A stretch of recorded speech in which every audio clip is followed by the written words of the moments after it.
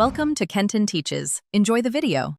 You start by verifying backups and compatibility because you need a recovery path if something breaks.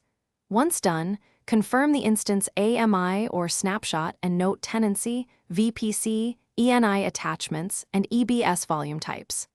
Next, stop the instance from the EC2 console or use the CLI command.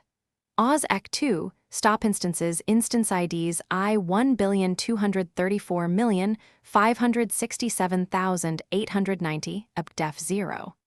Make sure to wait until the state reads stopped. Changing the type while running can fail or cause data loss.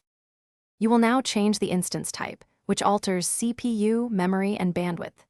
In the EC2 console, choose Actions right arrow instance settings right arrow change instance type, or use CLI. OSEC2 modify instance attribute instance IDI. Instance type \value \T3.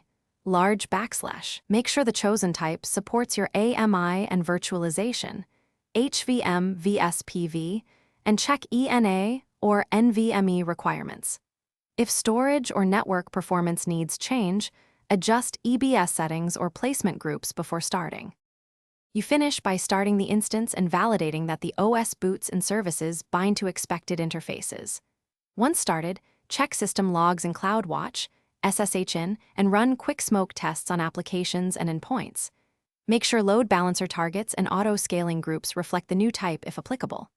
If something goes wrong, one key troubleshooting tip: confirm virt drivers, ENA, NVMe, and the kernel support the new instance type. Revert to the snapshot and restore if necessary.